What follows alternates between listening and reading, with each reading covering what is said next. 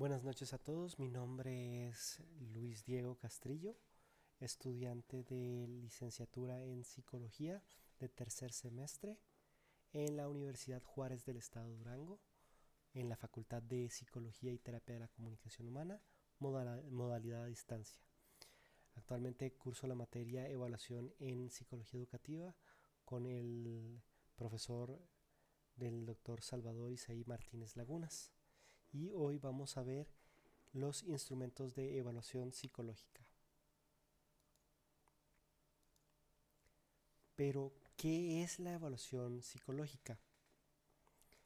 La evaluación psicológica contemporánea, según Mikuli, tiene sus orígenes a inicios del siglo XX en Francia, con las pruebas diseñadas por Alfred Binet. Estas se expandieron en Francia, donde ganaron popularidad, y luego se tradujeron al inglés para Estados Unidos, expandiéndose rápidamente durante la Segunda y Primera Guerra Mundial. Pero, ¿qué es evaluación psicológica? De acuerdo con Ballesteros, es aquella disciplina que se ocupa de la psicología científica, y Mikuli lo complementa agregando que se logra con el uso de herramientas como lo son las pruebas, entrevistas, estudios de caso, observación conductual y otros aparatos o procedimientos de medición diseñados en forma especial. Ahora bien, ¿qué son los instrumentos de evaluación? Ballesteros comenta que es la parte del proceso de evaluación donde, usando un proceso científico, se busca recopilar información a través de la aplicación de distintas técnicas de medida y administración de pruebas. ¿Y esto cómo nos sirve o qué utilidad tiene para nosotros? Como bien sabemos, la psicología es una ciencia y esto demanda el uso del método científico a la hora de proceder, ya que como todos sabemos, es uno de sus principios la elaboración de leyes o teorías, por lo que la psicología debe obtener los datos de la forma más confiable y precisa que sea posible. Esto nos lleva a dejar en claro ciertas suposiciones básicas que son útiles a la hora de la aplicación de instrumentos de evaluación. Estas suposiciones fueron rescatadas por Cohen y Swerlik en 2011 y se muestran a continuación. Son 7 y serían las siguientes. Los rasgos y estados psicológicos existen, primero que nada. Luego, en la segunda podemos ver que los rasgos y estados psicológicos pueden cuantificarse y medirse. Ahora, podemos ver también en la tercera que los diversos enfoques o pruebas pueden ser útiles para el mismo objetivo. Eso quiere decir que dos pruebas diferentes pueden medir el mismo objeto de estudio, obviamente siendo las adecuadas.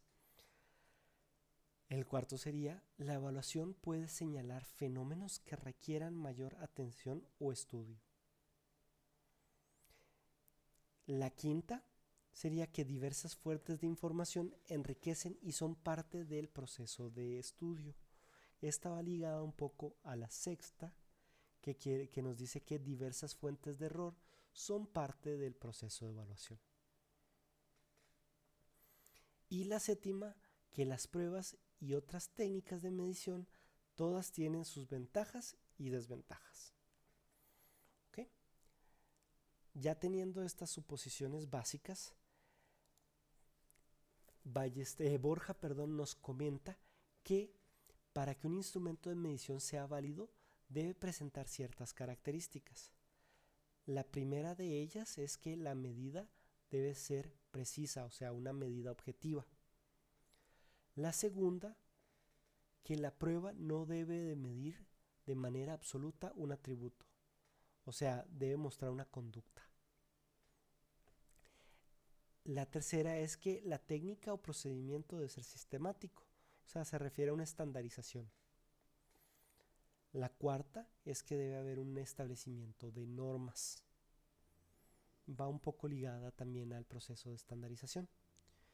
Y la quinta debe predecir o inferir, o sea que al aplicar un instrumento de evaluación estamos haciendo una inferencia, o sea, implica hacer una inferencia.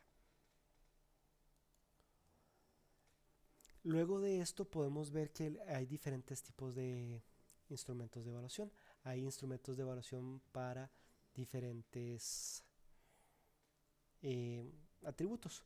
En este caso, el primero que veremos es el de evaluación de la inteligencia, enfocándonos en las que se pueden utilizar en México de acuerdo a Borja. Existen 4, que serían las 3 escalas de David Dressler, que son la WISC-4, la WPPSI-3, la WAIS-4 y tenemos también la escala de inteligencia 2, factor G, de RB Cattell y AKS Cattell. En una de ellas, que es la WISC-4 de David Dressler, estaremos profundizando más adelante cuando veamos los ejemplos. También tenemos instrumentos de evaluación que nos permiten la evaluación de aptitudes y hábitos de estudio. En México actualmente contamos con la batería de aptitudes para el aprendizaje escolar de nivel 1 de María Victoria Cruz y la prueba de percepción visoespacial de Frostig número 2. Y para el objeto, la evaluación de hábitos de estudio, contamos con el cuestionario de hábitos y técnicas de estudio y el inventario de hábitos de estudio. Como les comentaba anteriormente, existen otros tipos de instrumentos de evaluación que se usan para lo que son la medición de pruebas de personalidad, pruebas de aptitudes, pruebas de habilidades cognitivas. En este caso también existen pruebas de habilidades cognitivas específicas, pruebas de trastornos mentales y una que ustedes ya conocen probablemente son las pruebas de orientación vocacional. También actualmente existen pruebas como lo que son pruebas para el estrés y pruebas para el burnout o cansancio laboral. Entre los ejemplos que les mencioné anteriormente podemos ver la escala de inteligencia para niños de David Dressler, número 4.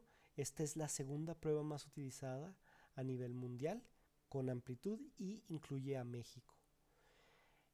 Esta prueba tiene una característica que afirma que obtener el coeficiente intelectual no es la única finalidad o la más importante, y además permite la evaluación de la capacidad del sujeto para comprender el mundo que lo rodea y los recursos con los que cuenta para enfrentarlo. Asimismo, tenemos la batería de aptitudes para el aprendizaje escolar. Esta es interesante ya que evalúa las habilidades académicas básicas con las que cuenta un niño y se aplica anterior al primer año de escolarización o de enseñanza escolarizada. Es interesante porque predice si el niño tendrá éxito o no, además de que nos permite saber en qué habilidades básicas está fallando y esto nos permite reforzarlas. Además de ser una prueba no verbal, ya que se realiza utilizando un cuadernillo donde el niño va a marcar las o la figura que se le menciona.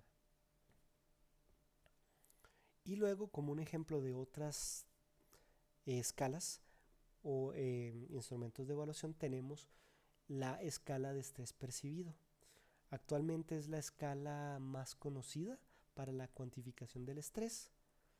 Permite básicamente la medición del estrés en un periodo de tiempo y se evalúan los ítems con un puntaje de 0 a 4.